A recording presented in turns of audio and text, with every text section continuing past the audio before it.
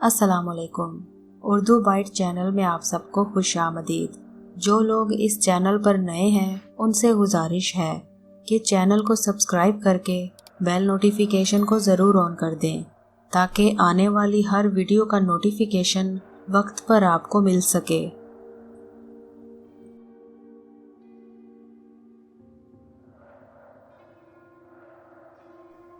पेशे खिदमत है कहानी पिछल पैरी किस्त नंबर 5। दिवाली में एक बड़ी अच्छी बात है, अगर ये अपना बिजनेस शुरू कर दे तो लखपति बन जाएगी लखपति। बात मान लेती है और फौरन समझ भी जाती है, तो फिर दिवाली बात तय हुई। दिवाली ने मासूमियत से गर्दन हिला दी थी और कुसुम और कांता पूरे मंसूबे के लिए तैयार हो गई थी। दो ऐसे भाइयों को राजदार बनाया गया जो तंदुरुस्तो तवाना थे और दरख्तों पर चढ़ना जानते थे। कपड़े का थैला ले लिया गया जिसके बारे में तय किया गया था कि उसे भर कर रखना है। भाइयों से भी मामला तय हो गया था और खेल की मुकम्मल तौर पर मंसूबाबंदी कर ली गई थी। वो झांझन और वो लिबास मखसूस कर दिया गया था। उन दिनों बदस्तूर चांदनी रातें चल रही थी और रात को 11 बजे के बाद चांद निकल आता था। जमींदार जी का बाग थोड़े फासले पर जरूर था, लेकिन इतना नहीं कि वहां तक पहुंचना मुश्किल हो। चुनाचे 5 अफराद का ये काफिला रात की तारीकी में उस वक्त घर से बाहर निकला जब घर का एक एक फर्द गहरी नींद सो रहा था। गांव के हर घर का चिराग बुझ चुका था।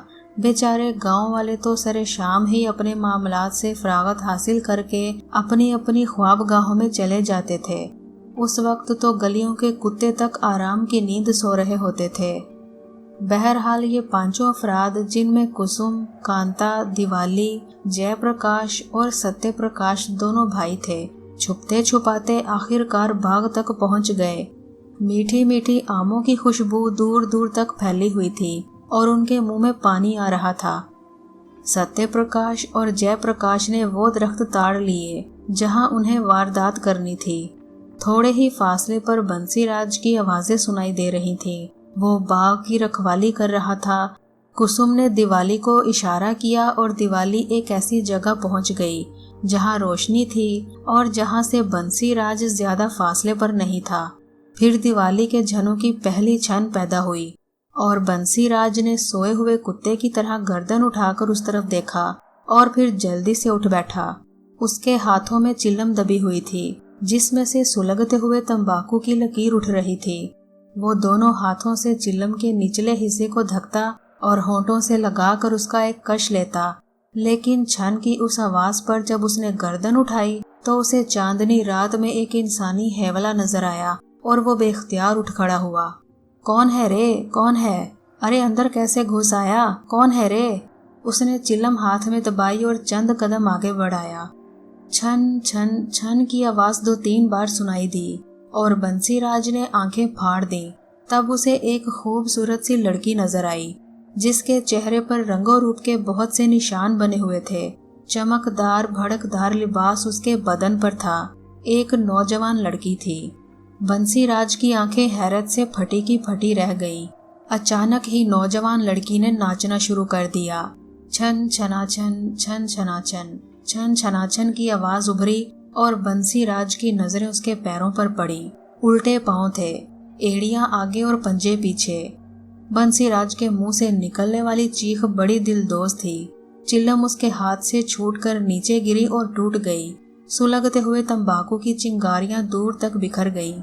उनमें से कुछ बंसीराज के पैरों पर भी पड़ी थीं। बंसीराज फिर चीखकर उछला तो कई चिंगारियां उसके पैरों तले आईं। उसके हलक से मुसलसल चीखें निकलने लगी। हे प्रभु, हे प्रभु, हे प्रभु। संभल कर आगे बढ़ा तो धोती खुल गई। धोती में पांव फंसे तो औंधे मुंह जमीन पर गिर पड़ा। बुरी हालत हो गई थी बेचारे की।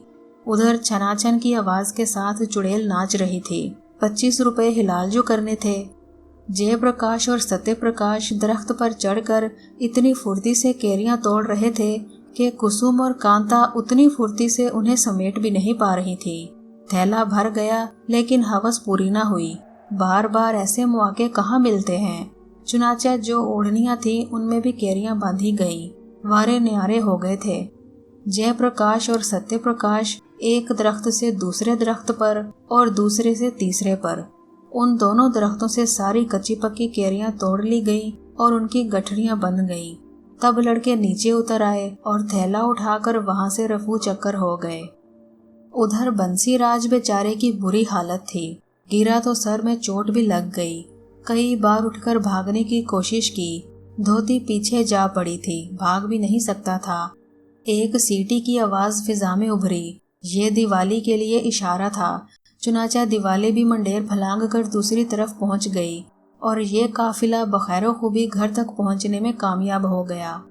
खजाना लेकर आए थे ये लोग और इस खजाने का थोड़ा सा हिस्सा दिवाली को भी दिया गया और हिदायत की गई कि उसे छुपा कर रखे और जान की कीमत पर भी असल बात का किसी को पता न चलने दे। देख दीपू, अब तू हमारी दोस्त बनती जा रही है और दोस्ती निभाने के लिए जरूरी है कि एक दूसरे की बातें राज में रखी जाएं। क्या समझी? ठीक है, मैं किसी से नहीं कहूंगी, दिवाली ने जवाब दिया और वाकई उसने सारी कैरियां छुपा कर खाईं। माँ बाप को तो ऐसी किसी चीज से दिलचस्पी हो भी नहीं सकती थी, लेकिन 25 रुपए की दवा बहरहाल नंद किशोर के लिए आ गई। बड़ी बेबसी और बेकसी में वक्त गुजर रहा था। उधर इस वाक़ये की बड़ी शोहरत हो गई। बेचारा बंसी लाल एक हफ्ते तक बुखार में फनकता रहा था। उसने सबको चुड़ैल की कहानी सुनाई थी और कहा था, हरे राम आसमान से उतरी हुई अप्सरा लग रही थी। धे छनाछन और उल्टे पैरों वाली थी। अरे हम तो मर गए बिन मौत, अब तो बाग में घुसते हुए भी डर लगता है। नौकरी छोड़ी तो पेट के लाले पड़ जाएंगे। क्या करें क्या ना करें, मन तो चाहता है कि दोबारा उधर का रुख भी ना करें। बंसीराज के पैरों में आबले पड़ गए थे। चिल्लम का जला हुआ तंबाकू पैरों के नीचे दबा था और फिर चोटें अलग आई थी। बात जमींदार साहिब तक पहुंची तो जमींदार साहिब ने बंसीराज को बुला भेजा। क्या हुआ बंसीराज? महाराज, भगवान की सौगंध, भूतनियां घुस आई थी बाग में। चिल्लम में क्या पीते हो, चर्स या भंग? ना महाराज ना, 100 जूते लगा दो हमारे सर पर ऐसा कोई इल्जाम मत लगाओ। जीवन भर हम बुरी चीजों से दूर रहे हैं, अब इस उम्र में आकर चर्स पिएंगे, बंसीराज ने कहा। हो सकता है किसी ने तुम्हारे तंबाकू में मिला दी हो। महाराज, ऐसा कोई भी नहीं है जो हमें दुख पहुंचाए। देखो, मेरा बाग बदनाम हो जाएगा। अपनी बातों की तरदीद करो और यही कहो कि नशे की कोई चीज पी ली थी, इसलिए तुम्हें चुड़ैल नजर आ गई। कैरियों की चोरी का अभी तक किसी को इल्म नहीं हो सका था, खुद बंसीराज को भी नहीं। वो कुत्ते की तरह वफादार था और एक एक कैरी की हिफाजत करता था, वरना खुद उसे तक अंदाजा नहीं हो सका था कि उन दरख्तों का जिनसे कैरियां तोड़ी गई थी कोई इतनी बड़ी बात नहीं थी। बहरहाल बहुत से लोगों को मालूम हो गया था कि बंसीराज ने चुड़ैल देखी है, लेकिन बाद में बंसीराज ने खुद ही उसकी तरदीद भी शुरू कर दी। जमींदार जी अपने बाग को बदनाम नहीं होने देना चाहते थे। बंसीराज ने कहा, भैया, सब लोग यही कह रहे हैं कि हमने भंग पी ली थी या चर्स। अब हमें तो इसका मजा तक नहीं मालूम। किसी ने शरारत करी होगी हमारे साथ, भगवान ही जाने। मगर बंसीराज अब रातों को नहीं सोता था और खास तौर से उस तरफ जाने से तो वो हमेशा ही गुरेज करता था जहां उसने चुड़ैल को नाचते हुए देखा था, और बात आहिस्ता आहिस्ता दबती चली गई। उधर बड़ी मुश्किल से लड़कियों ने छुपा छुपा कर सारी कैरियां हजम की थी। एक अजाब बन गई थी वो कैरियां उनके लिए। राजदार लड़के जगह जगह उन्हें छुपाते फिरते थे, लेकिन आमों की खुशबू फिजा में फैल रही थी और घर का एक एक फर्द इस बात पर मुतजस्सिस था कि खुशबू घर में कहाँ से आ रही है। उर्मिला और सुषमा ही नहीं, बल्कि शकुंतला देवी ने भी एक एक कोना छान मारा था, मगर कैरियां जगह जगह मुंतकिल की जाती रही थी, इसीलिए बचत हो गई थी और आखिर में थैले को एक ऊंचे दरख्त पर टांग दिया गया था। उधर बाकी सब ठीक ही था और वो लोग सूरत हाल को संभाले हुए थे। फिर एक दिन राजवती और नंद किशोर बैठे हुए बातें कर रहे थे कि पड़ोस की एक औरत आई और दुनिया जहान की बातें होने लगी। उस औरत ने राजवती से कहा, राजी, तूने सुना जमींदार जी के बाग में चुड़ैल आ गई है। चौकीदार बंसीराज का तो उसने बस खाना ही खराब करके रख दिया। कैसे? राजी ने हैरान होते हुए पूछा। बस लोग कहते हैं कि बंसीराज ने नशा पी लिया था, पर वो नशेबाज है नहीं, झूठ कहा है उसने। बेचारे की हालत खराब हो गई थी। अब तो लोगों ने उस तरफ से गुजरना ही छोड़ दिया है और उधर जाने से गुरेज करते हैं। दया रे दया, कहीं गांव पर कोई बड़ी मुसीबत नाजिल ना हो जाए, सब डरे हुए हैं। ये बातें दिवाली भी सुन रही थी। उस रात लेटे लेटे अचानक दिवाली के जहन में ख्याल आया और वो उठकर बैठ गई। उसके पाँव का रुख पिछली सिमत है और उल्टे पैरों को लोग चुड़ैल या पिछल पैरी कहते हैं। एक वाकया तो उसने अपनी आंखों से देखा था, यानी कुसुम और कांता के मेहमानों का। उन लोगों का दहशत के मारे बुरा हाल हो गया था। दूसरा वाकया बंसीराज का था, जो गांव भर में शोहरत अख्तियार करता जा रहा था। ऐसी बातें दबती तो नहीं हैं। दोनों काम उससे कुसुम और कांता ने लिए थे। इसके नतीजे में एक बार तो उन्होंने अपने दोस्तों को डरा दिया था और दूसरी बार ढेर सारी कैरियां हासिल कर ली थी। वो काम जो उनके कहने से किया गया था, खुद भी तो किया जा सकता है और उसके नतीजे में माता पिता के लिए जरूरत की चीजें हासिल की जा सकती हैं। घर वालों से ना सही, मगर बाहर वालों से तो ये काम हो सकता है। ये जरूर करना चाहिए, उसने सोचा और अपनी जगह उठकर बैठ गई। फिर बहुत से मंसूबे उसके जहन में से गुजरने लगे।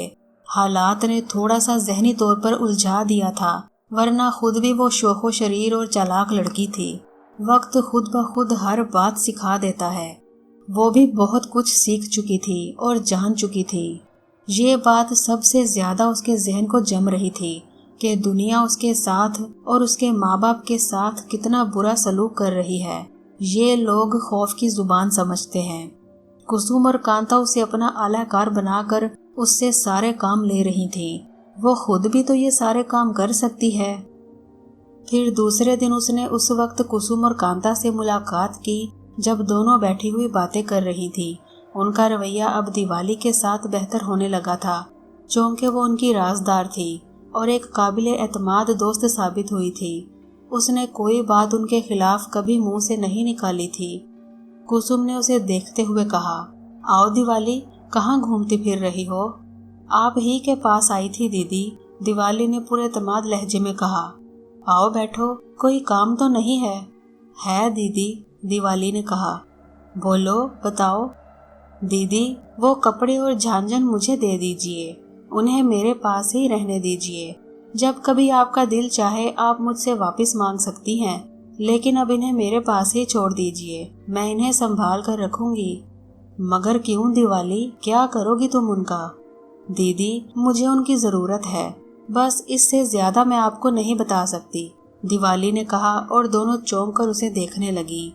दिवाली का लहजा उन्हें बड़ा पथरीला सा महसूस हुआ था। दोनों के चेहरे हैरत ज़दा नजर आ रहे थे। कुसुम ने खुद को संभाल कर फिर पूछा, लेकिन तुम उन कपड़ों का करोगी क्या? ताई जी को दिखाने हैं। तहकीकात हो रही हैं कि प्रीति क्यों जख्मी हुई थी और घर में जो चुड़ैल नजर आई थी उसका क्या किस्सा था, दिवाली ने पूरी संजीदगी से कहा और दोनों बुरी तरह उछल पड़ी। क्या? दोनों के मुंह से बैक वक्त निकला। उनकी आंखों से खौफ झलकने लगा था। मैं तो खैर फंसूंगी ही, लेकिन मैं आसानी से कह दूंगी कि ताया जी, ताई जी, मैंने तो कुसुम और कांता दीदी के कहने से सब कुछ किया था, मेरा क्या दोष?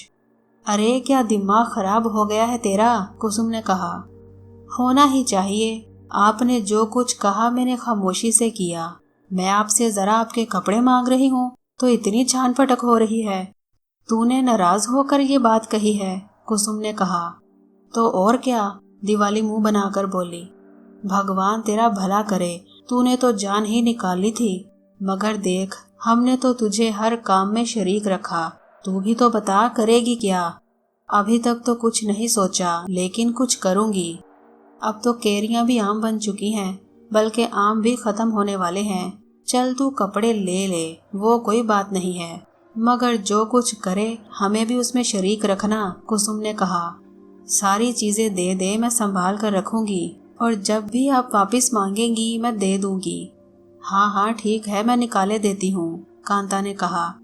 बहरहाल बात तो खौफ की थी। प्रीति के मामले में खासी ले दे हो गई थी। प्रीति के माता पिता यहाँ आकर उन लोगों को बुरा भला कह चुके थे और उन्होंने खासी बरहमी का इजहार किया था और कहा था कि जब बच्चे और बच्चियों को बुलाया गया था तो उस भूत खाने में उनकी हिफाजत भी करनी चाहिए थी। इस बात पर खासा हंगामा हुआ था। घर में लड़कियों को भी बुरा भला कहा गया था। अगर घर वालों को असल बात पता चल जाती तो कुसुम और कांता की शामत भी आ सकती थी। चुनाचा दिवाली की ये धमकी कारगर रही थी और कांता ने जल्दी से उसे कपड़े निकाल कर दे दिए थे। दिवाली ये कपड़े लेकर चली गई। वैसे भी खासी तेज तरार थी और दुनिया आहिस्ता आहिस्ता उसकी समझ में आती जा रही थी। ये पता चल गया था उसे कि उसका ये कुदरती नुक्स जो उसके हसीन वजूद को बदनुमा बनाकर पेश करता है, कम से कम किसी एक मसले में तो उसका मावन बन सकता है। और ये दुनिया सिर्फ ताकत की जुबान समझती है। ताकत यानी खौफ का दूसरा रूप। कोई भी ताकतवर किसी के लिए खौफ का बाइस ही होता है और खौफ किसी भी शक्ल में सामने आए वो कारआमद रहता है और इंसान उसके सामने बेबस हो जाता है। यानी डर, किसी भी बात का डर जिसकी अपनी एक हैसियत है, एक अहमियत है। अगर उसकी गहराइयों पर गौर किया जाए, वो सोचती रही, खुद उसके अपने दिल में भी खौफ था और ये एहसास भी था कि कहीं पकड़ी ना जाए। बहरहाल उसने एक फैसला किया कि कम से कम तजुर्बा करके तो देखा जाए। ये देखे कि क्या सभी लोग उससे डरते हैं या वो सिर्फ एक इत्तेफाक था जिसके तहत ये दो वाकयात हुए, यानी आमों के बाग वाला और कुसुम और कांता के दोस्तों का खौफजदा होने वाला। बहरहाल उस रात जब आखिरी रातों का चांद आसमान के बीचों बीच अपना सफर कर रहा था, वो खामोशी से अपनी जगह से निकली और सुनसान रास्तों से होती हुई वीराने में निकल आई। बस्ती का आखिरी छोर था। यहाँ एक तालाब था जो पीली तलिया के नाम से मशहूर था। आसपास का इलाका काफी खूबसूरत था। एतराफ में घने दरख्त बिखरे हुए थे और उस वक्त पुरस्रार चांदनी ने पीले ताल या पीली तलिया का मंजर और माहौल बेहद हसीन बना दिया था। रात के इस हिस्से में किसी के नजर आने की तवक्को तो नहीं थी, लेकिन चूंकि यही गुजरगाह गांव से बाहर जाने के लिए थी और गांव वाले कहीं ना कहीं से निकल ही पड़ते थे दूसरी आबादियों में जाने के लिए। ये दिलचस्प कहानी अभी जारी है। कहानी अच्छी लगे तो वीडियो को लाइक करें, शेयर करें और चैनल को सब्सक्राइब करें और कमेंट्स में अपनी कीमती राय का इजहार ज़रूर करें। अल्लाह हाफिज़।